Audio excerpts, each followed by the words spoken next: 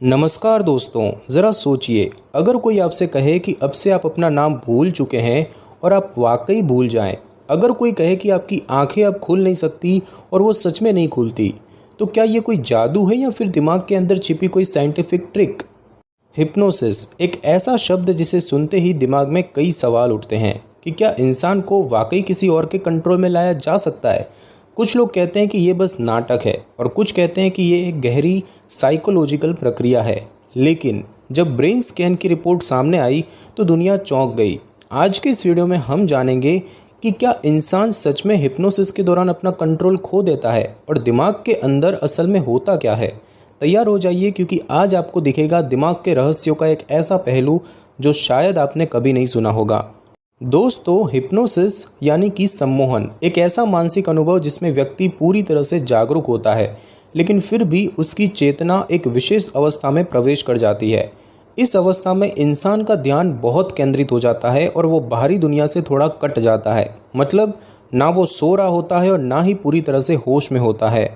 Hypnosis के दौरान व्यक्ति के अंदर सजेशन यानी कि सुझाव को स्वीकार करने की क्षमता बढ़ जाती है और इसीलिए इसे अक्सर ऑल्टर्ड स्टेट ऑफ कॉन्शियसनेस कहा जाता है। लेकिन सबसे बड़ा सवाल यही है कि क्या इस स्थिति में इंसान अपने होशो हवास खो बैठता है? क्या उसे किसी और के कहने पर कुछ भी करवाया जा सकता है? यही जानने के लिए विज्ञान ने दिमाग की गहराइयों में झांकने की कोशिश की और हिप्नोसिस के दौरान ब्रेन स्कैन करके चौंकाने वाले नतीजे पाए। आगे वाले सेक्शंस में हम समझेंगे कि इस प्रक्रिया के पीछे की सच्ची साइंस, पॉप कल्चर में फैली अफवाहें और वो ब्रेन स्कैन्स जिनसे साबित होता है कि हिप्नोसिस सिर्फ दिखावा नहीं बल्कि दिमाग की एक असरदार अवस्था है। दोस्तों, हिप्नोसिस यानी कि सम्मोहन की जड़ें बहुत पुरानी हैं और इसकी शुरुआत किसी जादूगर ने नहीं बल्कि एक वैज्ञानिक सोच वाले इंसान ने की थी। सन 1700 के दशक में एक जर्मन डॉक्टर थे, डॉक्टर फ्रांज मैस्मर। उन्होंने एक थ्योरी दी थी जिसे उन्होंने कहा एनिमल मैग्नेटिज्म। उनका मानना था कि शरीर में एक चुंबकीय शक्ति बहती है जिसे सही ढंग से इस्तेमाल करके मानसिक और शारीरिक समस्याएं ठीक की जा सकती है। हालांकि आज हम जानते हैं कि एनिमल मैग्नेटिज्म को साइंस ने नहीं माना, लेकिन डॉक्टर मैस्मर की यही सोच आगे चलकर हिप्नोसिस का आधार बनी और यही वजह है कि अंग्रेजी में मैस्मराइज शब्द उन्हीं के नाम से आया है। 19वीं सदी में हिप्नोसिस को लेकर काफ़ी रिसर्च हुई और इसे मनोविज्ञान यानी कि साइकोलॉजी और चिकित्सा यानी कि मेडिसिन के क्षेत्र में उपयोग किया जाने लगा। लेकिन इसी दौरान कई स्टेज शो और फिल्मों में हिप्नोसिस को लेकर कई गलत धारणाएं भी बन गई।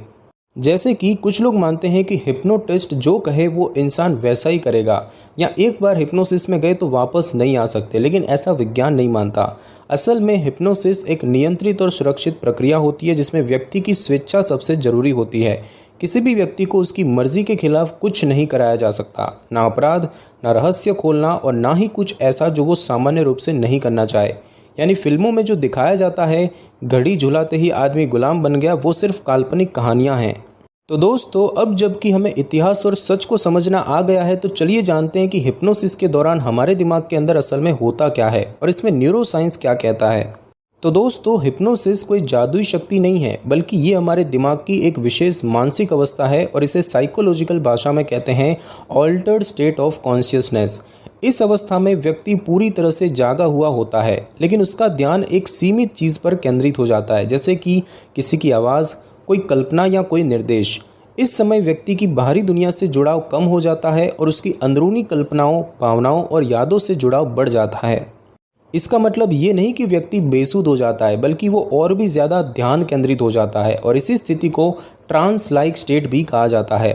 हिप्नोसिस के दौरान एक चीज़ सबसे ज़्यादा प्रभाव डालती है और वो है सजेशन यानी कि सुझाव। इस समय दिमाग सजेशंस को जल्दी स्वीकार करता है क्योंकि लॉजिकल थिंकिंग थोड़ा धीमा हो जाता है और इमेजिनेशन ज़्यादा तेज हो जाती है। उदाहरण के लिए, अगर हिप्नोटिस्ट कहता है कि आपकी बांह भारी हो रही है, तो व्यक्ति को सच में ऐसा महसूस हो सकता है, लेकिन ध्यान रहे कि ये तभी संभव होता है जब व्यक्ति इसके लिए मानसिक रूप से तैयार हो। यानी हिप्नोसिस में कंट्रोल नहीं होता बल्कि सहमति और सहयोग होता है। हर व्यक्ति हिप्नोसिस के लिए समान रूप से रिसेप्टिव नहीं होता। कुछ लोग जल्दी रिस्पॉन्स करते हैं, कुछ नहीं करते, और ये भी पूरी तरह से सामान्य बात है। तो दोस्तों, अब जब हमने समझ लिया कि हिप्नोसिस में दिमाग किस तरह काम करता है, तो चलिए अब जानते हैं वो चौंकाने वाले ब्रेन स्कैन के नतीजे जिन्होंने विज्ञान को भी सोचने पर मजबूर कर दिया। दोस्तों, हिप्नोसिस को लेकर सबसे बड़ा सवाल ये था कि क्या ये सिर्फ एक मानसिक भ्रम है या इसके पीछे दिमाग में होने वाला कोई असली बदलाव भी है। इस सवाल का जवाब तब मिला जब वैज्ञानिकों ने हिप्नोसिस की अवस्था में गए लोगों का दिमाग fMRI और EEG जैसे ब्रेन स्कैन से देखा और नतीजे हैरान कर देने वाले थे। हिप्नोसिस के दौरान कुछ की ब्रेन एरियाज में एक्टिविटी बदल जाती है, जैसे कि अटेंशन, इमेजिनेशन और परसेप्शन से जुड़े हिस्सों में। स्टैनफोर्ड यूनिवर्सिटी की एक प्रसिद्ध रिसर्च में देखा गया कि जब कोई व्यक्ति हिप्नोसिस में होता है तो उसका दिमाग उस कल्पना को भी सच मानता है जो उसे केवल सजेशन के रूप में दी गई हो। उदाहरण के लिए, अगर हिप्नोटिस्ट कहे कि तुम्हारे हाथ में दर्द नहीं है तो पेन प्रोसेसिंग ब्रेन रीजन्स की एक्टिविटी सच में कम हो जाती है, यानी व्यक्ति को दर्द कम महसूस होता है क्योंकि उसका दिमाग उसे वैसा ही मान रहा होता है। ऐसे ही एक्सपेरिमेंट्स में ये भी देखा गया कि विजुअल कॉर्टेक्स, जो आंखों से देखने वाली जानकारी को प्रोसेस करता है, वो तब भी एक्टिव हो जाता है जब हिप्नोटाइज्ड व्यक्ति को सिर्फ किसी चीज़ की कल्पना करवाई जाती है। तो दोस्तों, इसका मतलब साफ है कि हिप्नोसिस के दौरान हमारा दिमाग कुछ हद तक रीप्रोग्राम जैसा व्यवहार करता है, लेकिन ये भी ज़रूरी है कि व्यक्ति हिप्नोसिस को स्वीकार करने को तैयार हो, यानी उसकी इच्छा हो, सहमति हो और वो प्रोसेस को अपनाना चाहे। कोई बाहरी शक्ति आपको ज़बरदस्ती हिप्नोटाइज नहीं कर सकती और ना ही कोई व्यक्ति पूरी तरह से अपना नियंत्रण खोता है। ये सब एक मानसिक प्रक्रिया है, न कि कोई जादू या शक्ति प्रदर्शन। तो देखा आपने, हिप्नोसिस सिर्फ कल्पना नहीं बल्कि विज्ञान द्वारा मापी और समझी गई एक असली मानसिक अवस्था है। और अब जब हमने इसकी तस्वीर दिमाग के अंदर से देख ली है तो अगले भाग में बात करेंगे उस सवाल की जो सबसे ज़्यादा पूछा जाता है कि क्या हिप्नोसिस में इंसान सच में दूसरे के कंट्रोल में आ जाता है।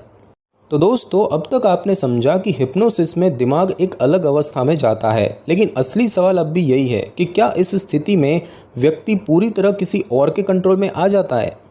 कई लोग मानते हैं कि हिप्नोसिस के दौरान इंसान रोबोट जैसा बन जाता है और हिप्नोटिस्ट जो चाहे वो करवा सकता है, लेकिन ये धारणा पूरी तरह से गलत है। साइंटिफिक रिसर्च बार बार ये साबित कर चुकी है कि हिप्नोसिस में व्यक्ति की विल पावर यानी उसकी इच्छा शक्ति पूरी तरह खत्म नहीं होती।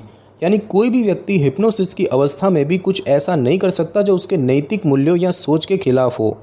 दोस्तों, हिप्नोसिस दरअसल एक तरह की सहमति वाली प्रक्रिया है जिसमें व्यक्ति अपने मर्जी से खुद को एक सजेशन या कल्पना के प्रभाव में आने देता है। हिप्नोटिस्ट सिर्फ सुझाव देता है, पर फैसला तो व्यक्ति का खुद का ही होता है कि वो उस सुझाव को स्वीकार करे या नहीं। इसलिए आप किसी को ज़बरदस्ती हिप्नोसिस में नहीं डाल सकते और ना ही उससे कोई ऐसा काम करवा सकते हैं जो वो करना नहीं चाहता। मान लीजिए किसी को कहा जाए कि अब से तुम एक बच्चा हो, तो कुछ लोग इसे अभिनय की तरह अपना सकते हैं, लेकिन अगर कोई व्यक्ति इसके लिए तैयार ही नहीं है तो वो सजेशन का असर नहीं लेगा। इसका मतलब ये हुआ कि हिप्नोसिस का असर तभी होता है जब व्यक्ति का दिमाग और मन दोनों उस अनुभव को अपनाने को तैयार हो। तो दोस्तों, क्या इंसान हिप्नोसिस में कंट्रोल खो देता है? तो इसका जवाब है नहीं। वो सिर्फ उस मानसिक स्थिति में पहुंचता है जहां सजेशन को ज़्यादा गहराई से महसूस कर पाता है, लेकिन सोचने और निर्णय लेने की शक्ति उसके पास ही रहती है। और यही हिप्नोसिस की सबसे अनोखी बात है। ये नियंत्रित है, सहमति आधारित है और वैज्ञानिक रूप से समझी गई एक प्रक्रिया है। दोस्तों, अब तक हमने हिप्नोसिस को समझा, उसके पीछे की साइंस देखी और ब्रेन स्कैन के चौंकाने वाले नतीजे भी देखे। लेकिन अब बात करते हैं असल ज़िंदगी की कि हिप्नोसिस का इस्तेमाल आज की दुनिया में कहाँ और कैसे किया जाता है। सबसे पहले बात करें चिकित्सा यानी कि मेडिकल यूज़ की, तो आज के समय में कई देश हिप्नोसिस को चिकित्सा के क्षेत्र में एक पूरक तकनीक के तौर पर मान्यता दे चुके हैं। इसे कहा जाता है क्लिनिकल हिप्नोसिस या हिप्नोथेरेपी। इसका उपयोग किया जाता है एंग्जाइटी और तनाव कम करने में, फोबियाज़ और डर से बाहर निकलने में, नींद की समस्या यानी कि इंसोम्निया ठीक करने में और कुछ मामलों में दर्द प्रबंधन यानी कि पेन मैनेजमेंट में भी। फिर आता है दोस्तों आदतों में बदलाव यानी कि बिहेवियरल चेंज। हिप्नोसिस की मदद से कई लोग धूम्रपान छोड़ने, ज़रूरत से ज़्यादा खाने की आदत कम करने और आत्मविश्वास बढ़ाने जैसे मानसिक प्रयासों में मदद पाते हैं। क्योंकि हिप्नोसिस सजेशन को मजबूत करता है तो बार बार दोहराया गया पॉजिटिव सुझाव दिमाग में गहराई से बैठता है। दोस्तों, कुछ विशेष स्थितियों में हिप्नोसिस को एनेस्थेसिया के विकल्प के रूप में भी सफलतापूर्वक इस्तेमाल किया गया है, जैसे कि दांत निकालने, छोटे ऑपरेशन या प्रसव के समय दर्द कम करने के लिए। हालांकि ये सामान्य प्रक्रिया नहीं है, पर प्रशिक्षित चिकित्सक की निगरानी में ऐसा संभव है। ये जरूरी है समझना कि हिप्नोसिस कोई जादू नहीं है और ना ही ये हर किसी के लिए एक जैसा काम करता है। हर व्यक्ति की मानसिक अवस्था अलग होती है और हिप्नोटिक सजेस्टिबिलिटी भी अलग अलग होती है। इसीलिए हिप्नोसिस को हमेशा एक ट्रेंड प्रोफेशनल की देखरेख में ही अपनाना चाहिए। तो दोस्तों, देखा आपने, हिप्नोसिस सिर्फ स्टेज शो या फिल्मों का हिस्सा नहीं है, बल्कि एक वैज्ञानिक, व्यवहारिक और सुरक्षित प्रक्रिया है जिसका सही उपयोग कई मानसिक और शारीरिक समस्याओं में किया जा सकता है। लेकिन ज़रूरी है कि इसे मिथ्स और चमत्कारों से अलग रखकर समझदारी और जिम्मेदारी के साथ देखा जाए। तो दोस्तों, अब तक हमने समझा कि हिप्नोसिस कोई रहस्यमय तंत्र नहीं है, बल्कि एक वैज्ञानिक, नियंत्रित और सुरक्षित मानसिक प्रक्रिया है। इसमें व्यक्ति पूरी तरह जागरूक रहता है, उसकी सोचने और निर्णय लेने की क्षमता बनी रहती है और वो किसी और के कंट्रोल में नहीं होता। ब्रेन स्कैन्स ने ये साबित कर दिया है कि हिप्नोसिस के दौरान दिमाग में वास्तविक बदलाव होते हैं, लेकिन ये बदलाव सिर्फ तभी होते हैं जब व्यक्ति खुद इसके लिए मानसिक रूप से तैयार होता है। यानी न इसमें जादू है, न डर, बस इंसान के भीतर छिपे ध्यान और सजेशन की शक्ति को समझने का विज्ञान है। तो अगर आपको लगता है कि हिप्नोसिस के बारे में आपकी सोच अब बदल गई है या आपके मन में अभी भी कोई सवाल बाकी है, तो नीचे कमेंट करके ज़रूर बताइए। और अगर ये वीडियो आपको ज्ञानवर्धक लगा हो तो इसे लाइक ज़रूर करें और अपने दोस्तों के साथ शेयर करें ताकि और लोग भी इस भ्रम को दूर कर सकें। ऐसे ही रोचक, वैज्ञानिक और सोच बदलने वाले विषयों पर ज्ञान तंत्र आपके लिए हर रोज़ नई जानकारी लाता है। तो चैनल को सब्सक्राइब करना मत भूलिए। धन्यवाद।